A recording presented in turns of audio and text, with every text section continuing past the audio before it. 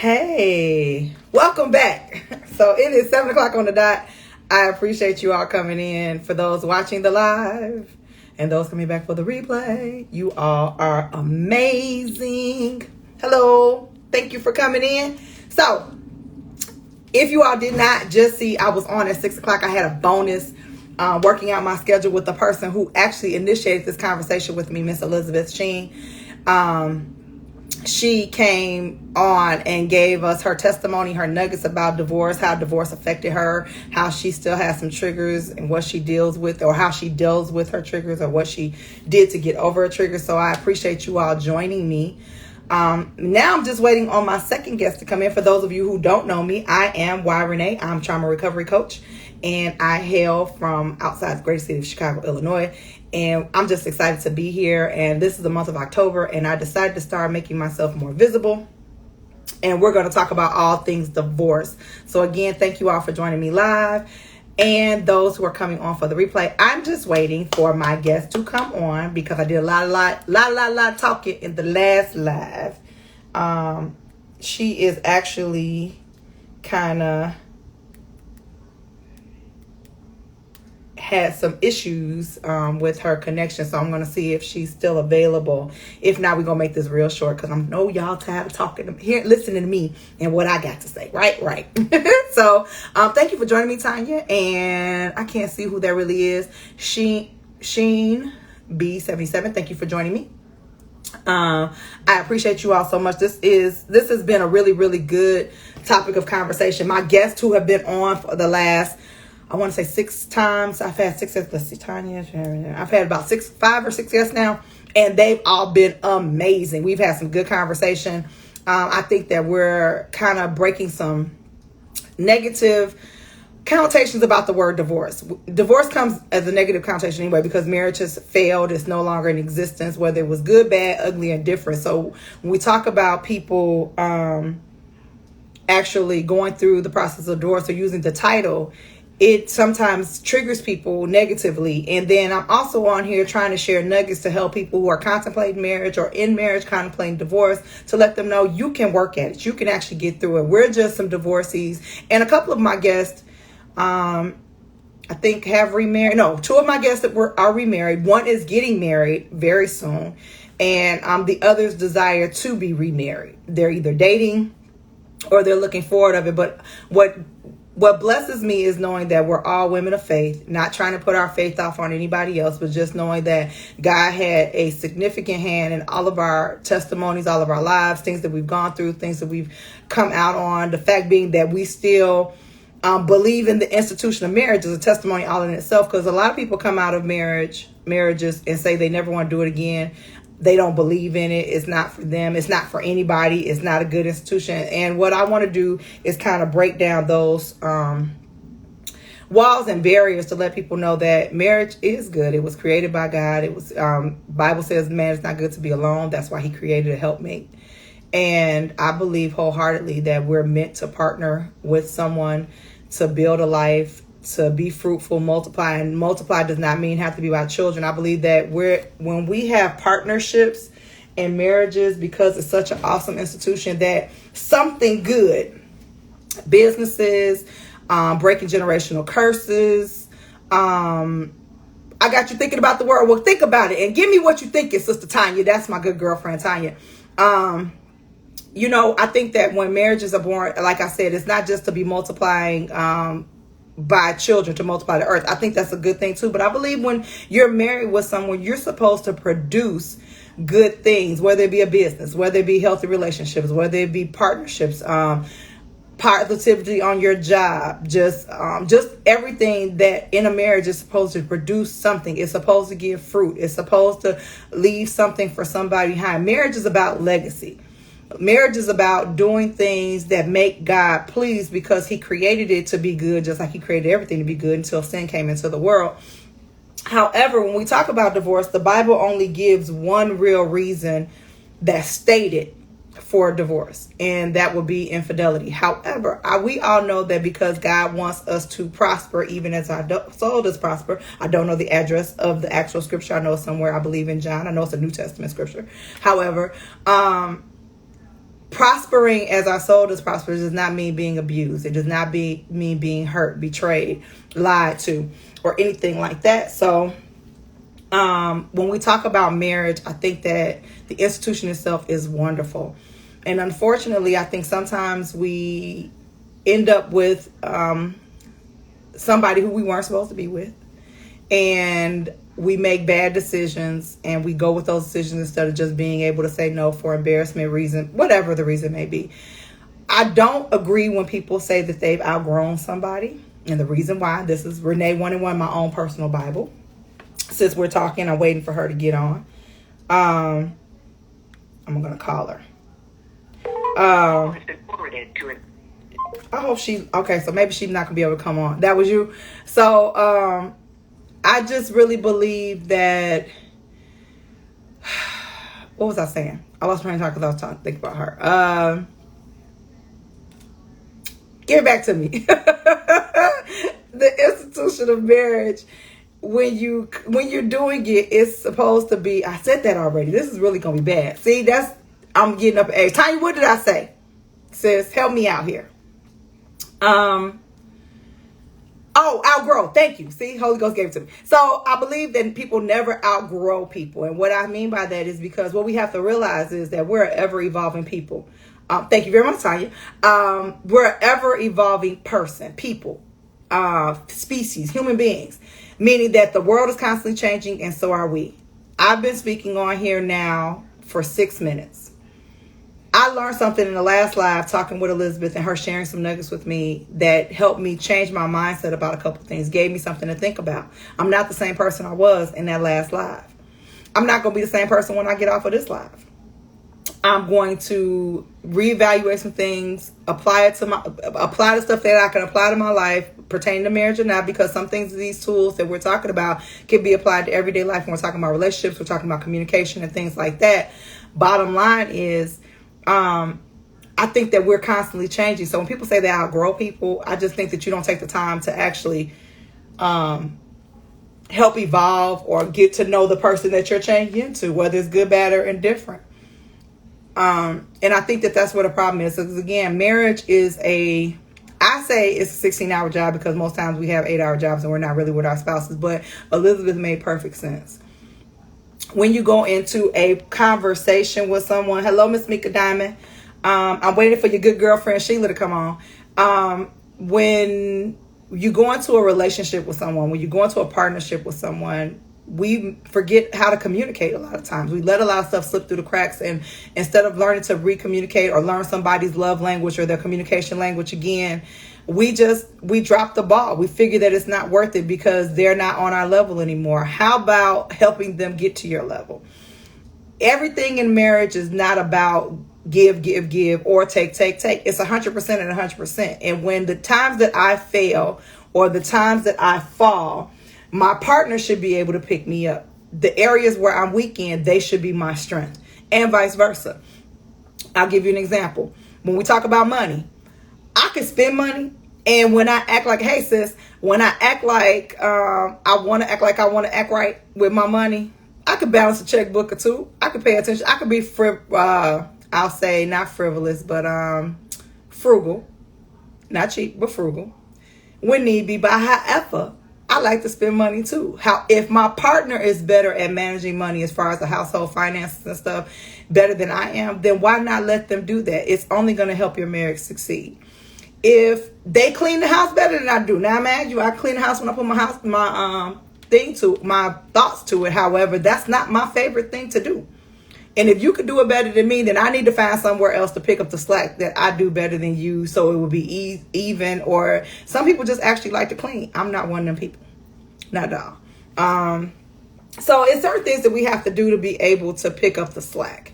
And the main thing about failing marriages, I really believe, is communication. If you're not communicating, if you're not trying, if you don't exhaust all avenues of trying to fix something, and mind you, let's just be real. I could go into it and want to fix it all day long. If my partner does not want to fix it and we're not on the same level, you're going to constantly bump heads. It has to be a mutual thing. But however, the person who doesn't want to be there anymore, I really think you need to evaluate and wonder, why don't I really want to be here? Is it because somebody else caught my eye and they saying good stuff to me and it's only going to be a temporary fix? Or is it really something that I can't get past? You know, I used to be, when I first got married many moons ago, my biggest thing was, if he ever cheated on me, I would probably leave.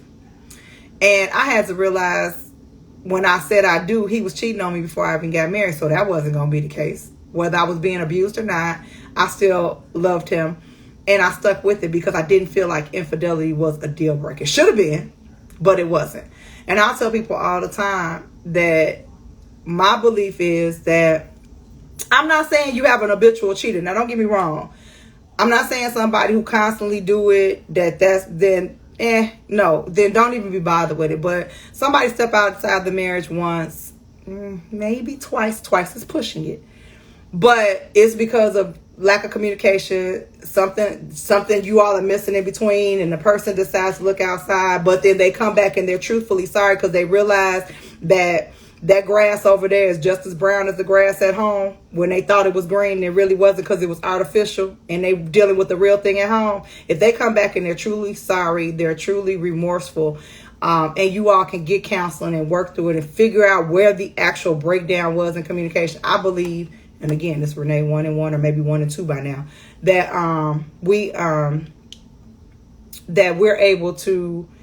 you're able to get past it. I'm not going to say it's going to be easy. It's not going to be roses. But I think about, and we was having this conversation. I think, Mika, you all were having it yesterday on the radio station. It's something I truly believe, if you're still there, that in days of old, when we talk about our grandparents that were married 50, 60, 60, 56, 40-something, 50-something years, and they didn't have any issues, so we thought it was mutual respect. Whatever one of the other, and I'm not going to always say it was just the men, because I know some women that stepped out on their marriages too.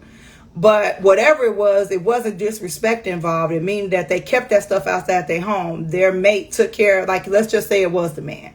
The man go outside and they had their friends that they meeting at the bar or they meeting up in hotel rooms or whatever have you. They never let that stuff darken their doorstep. And before they left home, they made sure home was taken care of. That wife and them children never had to want for anything. They don't have that same type of mutual respect anymore. I think a lot of it too is because we've had to step up our roles as women and bring bacon into the house as well, because you have to have 2-income households. So a lot of things have evolved and changed over the years. But however, that level of respect when it comes to being blatantly disrespectful has gone out the window. And it's sad to say the least, but I think that's why a lot of people don't stick into it. Then too, again, going back to the whole working thing, my grandmother didn't have to work. She worked in the field, of course, picking cotton a long time ago, or she worked in a general store, but she really didn't have to work. I mean, her main concern or her main job was raising her kids. My mother, same thing on my father's side. They didn't have 9-to-5 jobs. They didn't have to work like that. So they took care of the household and did whatever have you. Whereas now we're not having those large families like that. You think about it now. Big Mama, there are no more Big Mamas or Medeas. If you think about family reunions, they're slowly but surely becoming non-existent, or the size is dropping, or you're putting multiple families together to make a larger family reunion because people have added family members, marriages, things that brought families together, which is good. But when you used to having, like, I'll give an example. My side of the family, on my mom's side, there was 11 of them. On my father's side, there was 13. My father's side of the family never did family reunions that I could recall. But my mom, they do family reunions to this day, every other year in Alabama. And we go down. And the numbers are dropping off because most of I'll say the original 11 didn't have as many kids didn't each have as many kids. There are some of the siblings didn't have kids at all. Some of the siblings only have 1 or 2 kids. And those 1 or 2 kids may not be married and have their own kids, i.e., I'll use myself as an example. I'm an only child by my mom, and I don't have any kids. So my mom is now deceased. That's one less person. Then I didn't add anybody to the mix. So now when we go down, the family's not as large as it used to be.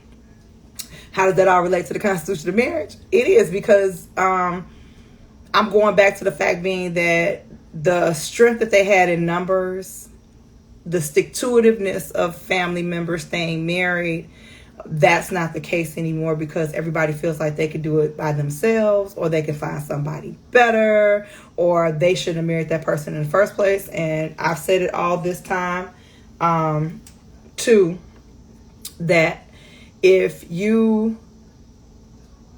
go into a marriage and divorce is on your tongue, you're setting yourself up for failure. Period. I'm not saying some people can't work through it, but if you go in already thinking about that you're going to get divorced and you're not able to, that's just on the forefront of your mind. So every time you have an argument, every time you have a disagreement, something goes left, doesn't go the way you want to, the first thing you bring to the table is, well, this ain't working. We shouldn't be together. You're setting yourself up for failure. I don't know many people that actually want to go into, I don't know anybody, I haven't met anybody that said, well, I'm going into this marriage with knowing that I'm going to get a divorce. I didn't marry, even though I know I shouldn't have married. I didn't go in marrying and said I was going to divorce my husband. Regardless. Knew I shouldn't have did it. Very good, Tanya. You should do your work before you start dating after a divorce. Very good. And especially afterwards, when you've been through what we've been through, it's a little bit difficult now because people can't get stuff past us. And it's harder, difficult, whatever you want to call it, because now, but what I'll tell, I had a good conversation with my best friends, the Clarks, and we were talking about how people don't take this stuff seriously more. I'm really big on counseling and premarital counseling, and what they said made perfect sense. You could have the idea of marriage. You think that this is the person that you want to spend the rest of your life with, and it's good. I believe, and I agree with them wholeheartedly, the counseling and the sitting down trying to figure out what should happen before you even put a ring on it. So if somebody came to me now and said, okay, so let's get married. Okay, well, let's start talking about counseling. I don't even want you to propose to me, because something could come out of something could come out the wash in one of these meetings, whether it be the natural professional or professional Christian or both kind of counseling. Something could come out where it might be a deal breaker that we didn't even think about because we're so in the honeymoon phase. We're so in love. We're so enthralled with each other. Even though we may have small arguments here and there, maybe there's something a counselor will bring up that we never even thought about. And once we come through it and we talk about it, it's a deal breaker. That would be the best thing. Why? Because now you haven't wasted your money on a ring, or even you put it on layaway, you can get your money back. You ain't spend no money on no haul, no nothing, stuff you can't get back. You ain't tell nobody you was engaged, so now you ain't got to worry about being embarrassed, because a lot of people go through with marriages, not necessarily because they want to, per se, but because of fear of embarrassment. Fear of, oh, now everybody seeing me put my engagement on Facebook, and they seeing you propose to me on one ring, but we found something and it's not going to work. And now 2 years later, somebody asks you why y'all ain't married, because y'all ain't together no more. You stop putting up pictures. You stop putting up posts with that person, but you did it on the slide. So you think when nobody figured it out, by the time they figured it out, you be okay and want to talk about something different. Avoid all of that. Don't get engaged until you for sure that you're going to do it. And then once you get engaged, you ain't got to wait long to do it. Everybody ain't got to know you're doing it. I mean, I understand everybody wants a big wedding and all that other stuff. You know, I had my nice size wedding as well, too. But who's to say that you can't go to a pastor's office, just to a picture, whatever have you, have the marriage and still have a wedding later. I've seen this couple on Facebook and I love it. I talk about it, too, when I talk to people. It was a couple that I think they got engaged and everybody knew they got engaged. However, because they were people of faith, they went through counseling secretly. They went ahead and married without telling anybody they got married. They were together for a full year and planned their wedding and ended up getting but they didn't tell people that they had already been married for over a year until the actual day of the wedding. But they had went through the counseling, they had went through all the steps, they knew this is what they wanted to do. But so people would still want to celebrate them, because a lot of times we want to be celebrated. You tell people you've been married for a year, they're gonna be like, well, I gotta come to your wedding. But you still want to be celebrated. But I think we do stuff wrong, and unfortunately it takes me to be almost 50 to figure that out. But hopefully there's somebody that's listening on here that's young in age. I have a bonus daughter who her and her guy are talking about marriage, and I try to talk to them as much as I possibly can. This is what I suggest you all need to do. This is what you need to talk about. And I make sure if they don't do anything else, they communicate. I don't care. I tell my daughter all the time, I don't care if I'm mad today, make sure you communicate and don't hold on to it, because it'll fester, and then they won't even know that you're mad about something because you put on a mask and you pretend like everything's all right, and it's not. That doesn't do anything but set you up again for failure, because when you do finally blow up about it, because eventually you're going to blow up about it. What could have been something that was small to begin with is going to blow up into something very major when you let other things pile up on top of it. So whether you think the person's going to be mad at you or not, whether you think they're going to accept what you say or not, you can agree to disagree, but conversation needs to be had. If not, you let stuff pile up. That holds bigger arguments. Then you think you can't trust somebody to talk to you. Or, sometimes us females, and I'm talking because I am a female, we get in our feelings. So when somebody gets in our when we get in our feelings, when somebody's having a conversation with us, we kind of like shut down, and we don't want to tell them something because we feel like they not going to agree, or they going to take our feelings and make us feel embarrassed, or they not going to take our feelings seriously or something like that. So what? Say what you feel, get it off your chest. They're either going to accept it or not accept it, because why? They're your feelings. If the person loves you enough and this person that you want to be with and they want to be with you, they're going to agree to disagree, tell you why they feel the way they feel. You tell them the way you feel, why you feel the way you feel. You can either like it or not like it. Don't have to agree, but now it's out there, and hopefully that person can learn if that's a pet peeve, if it's something that may raise up in the future that's going to be a problem or not. But you sitting there holding in what you feel, or you not happy about something, it's only going to fester, and the situation is probably not going to improve, because if the person does it regularly and it upsets you, they're going to keep doing it until you tell them that it's something that bothers you. Some people are just set in their ways and they may not change. But however, if you have the conversation, at least you know where you stand. So apparently there must be something wrong with my friend, because I've tried to call her and it's going to voicemail. Yep, it's going to voicemail. So I don't know if anybody would like to join me on this live, because Miss Sheila Marie King is not apparently available. I know where she told me we have storms going on here in the Chicagoland area, and some areas have had power outages, and apparently she maybe did not, either she can't get out because it's storming, or maybe she didn't charge her phone. I really don't know. However, I'll probably try to bring her on at a later date in this month, even though my calendar is full, possibly. Or I'll just have to bring her on as a bonus person like I did earlier with Miss Elizabeth, who joined us again. So does anybody have any questions, any comments they want to make that I could discuss when we're talking about relationships and divorce? And again, these conversations, I'm not trying to bash divorcees. I'm a divorcee myself. I'm just trying to get some understanding, some clarity, and hopefully something I will say or have said will help people come over the traumas of divorce, to whereas they still feel some kind of way about certain events pertaining to their divorce, or if they're contemplating marriage, again, to help them get over those triggers that will kind of have them hesitate by going back into the arena of marriage. Or those people who are married and maybe contemplating divorce, maybe I'll say something to make you rethink it and really focus on working on making your marriage work, because I'm a big advocate for marriage.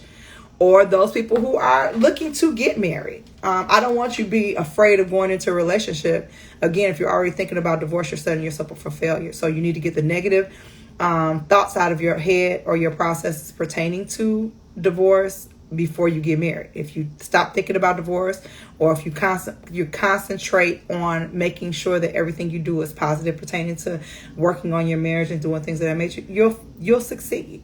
I know too many successful marriages I know just as many failures. I know people who have gone through it the second time because maybe they married too young. Maybe they didn't work on the first one. Maybe it wasn't meant to be, but they decided to get married again. And now, because they took tools or information from their first marriage that they didn't want to do again, they applied it in this one, and now they're successfully married. So these are just conversations because I want to help people.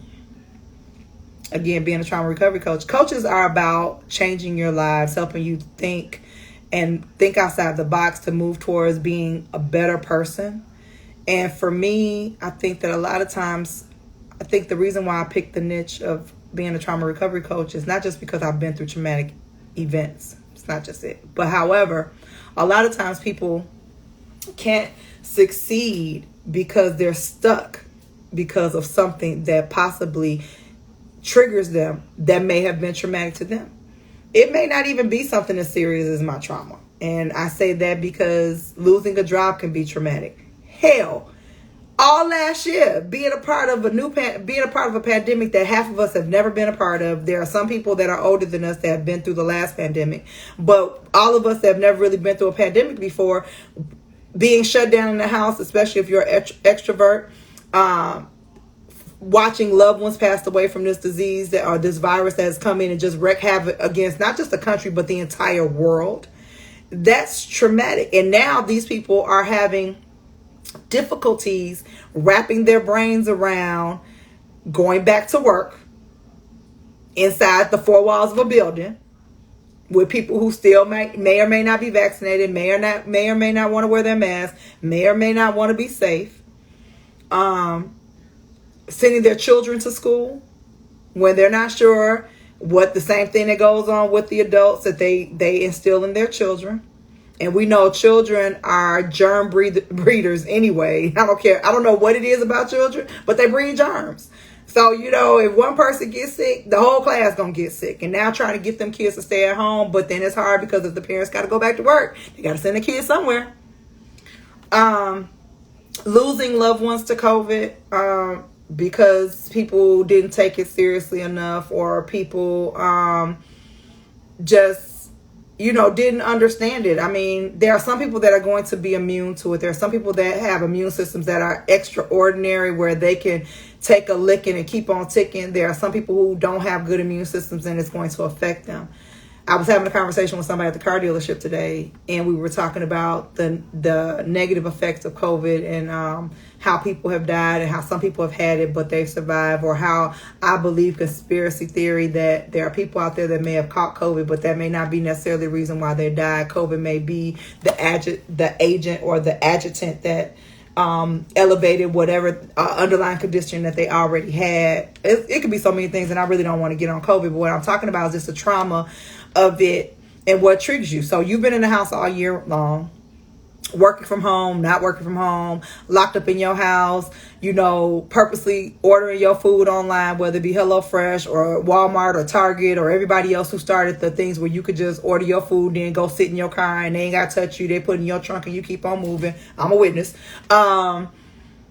I'll talk about that too, because that's something else I do for another reason. But where now you're able to go into these stores, people are not wearing masks. People, the world is open back up. Everybody who knows me, who follows me on Facebook knows I have road rage out this world. So during the pandemic, I was an essential worker, had to go to work. There was no traffic, none. It was wonderful. I loved it.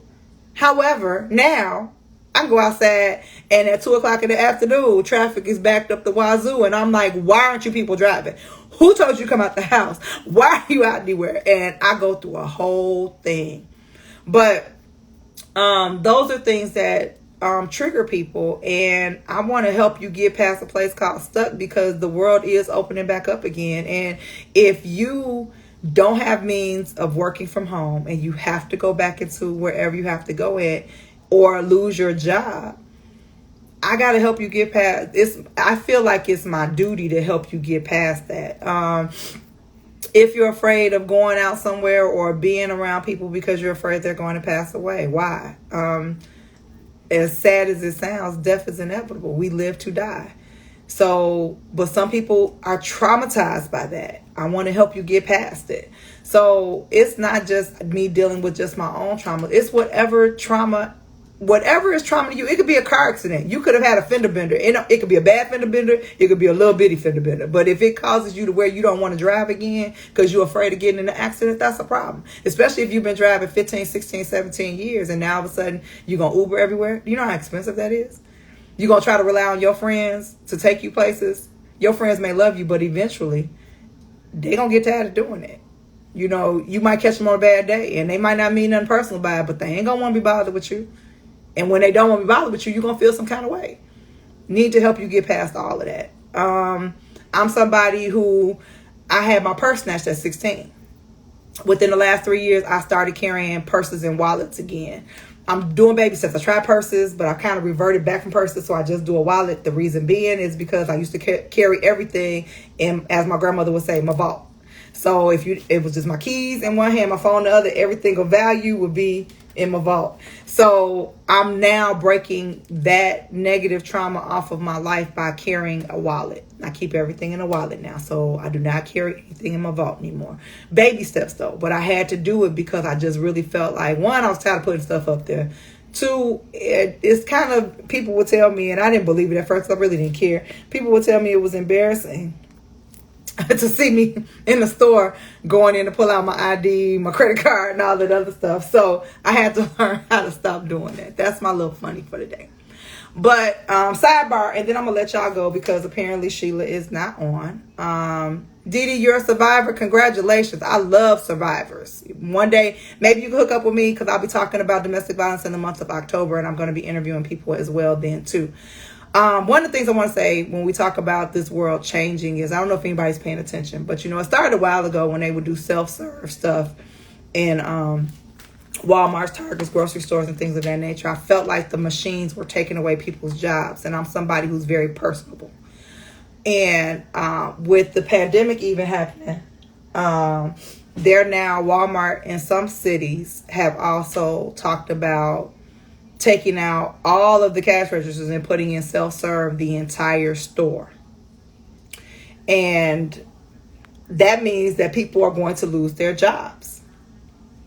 So I may have not wanted to go in the store because when I would go in Walmart, you can go in Walmart any day and they only got 1 or 2 registers open anyway. And everybody and their mama in line because they don't want to do the self-serve. Everybody don't like doing self-service.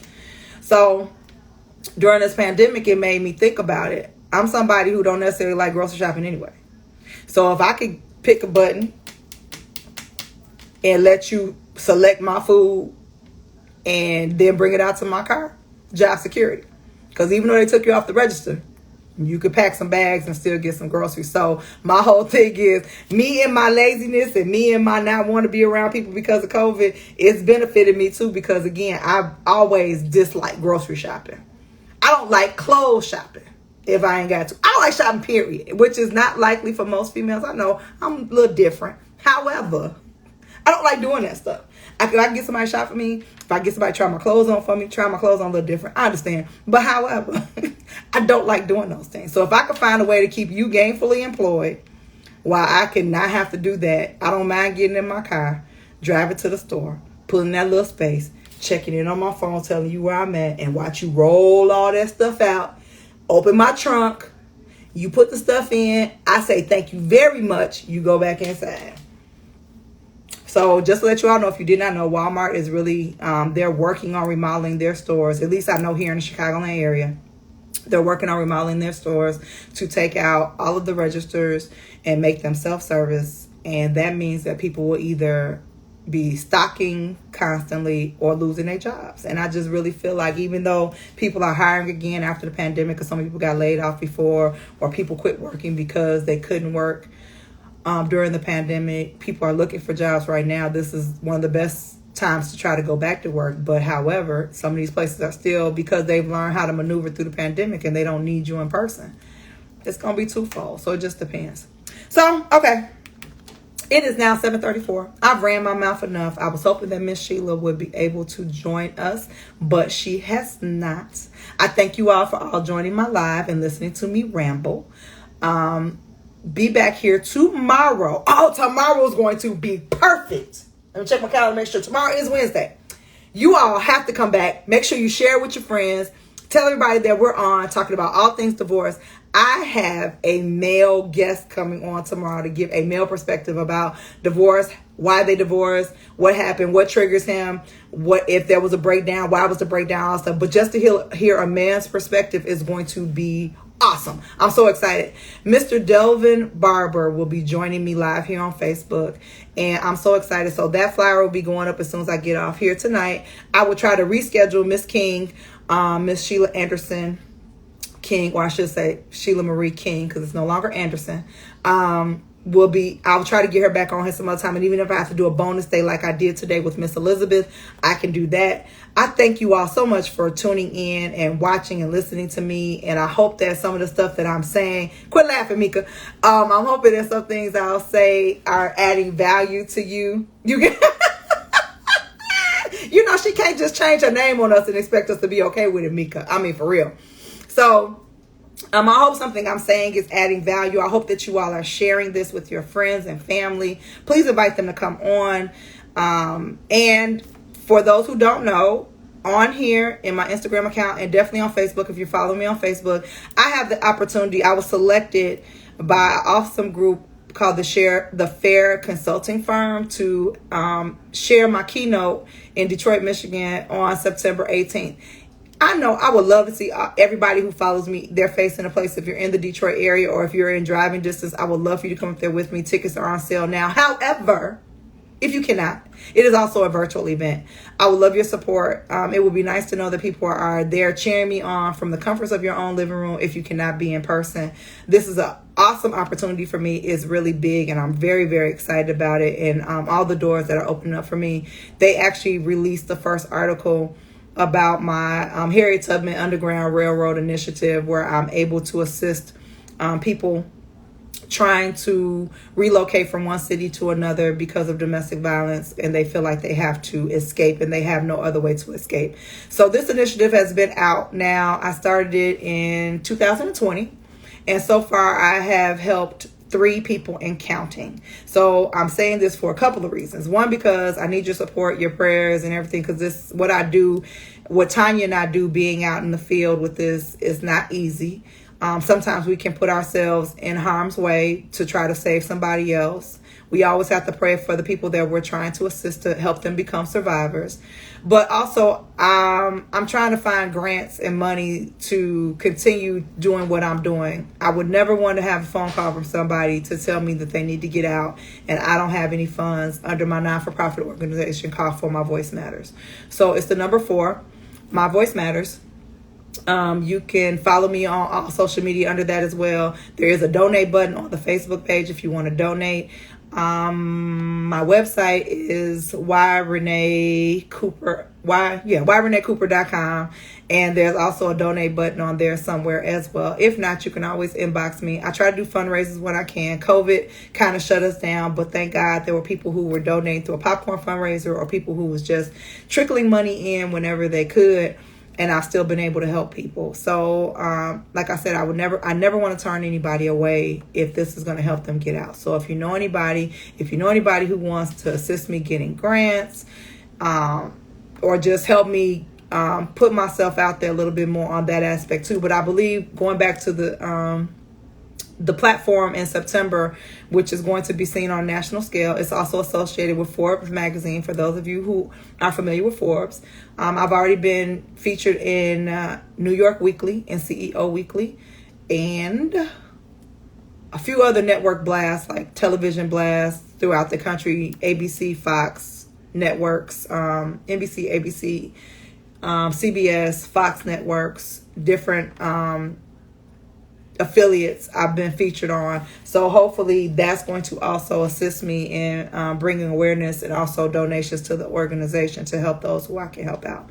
So September's platform is actually going to be hopefully a huge door, not just for me in my consulting coaching business. However, I believe it's also going to open a whole lot of doors for My Voice Matters, which is my baby, which will be 6 years old in December. So with that being said, Thank you very much. I appreciate you. Please meet me back here tomorrow evening at 7 p.m. right here on IG, and we'll be talking to the wonderful Delvin Barber. So thank you all for watching the live, and thank you for those who are watching the replay. I appreciate you all, and you all have a wonderful evening.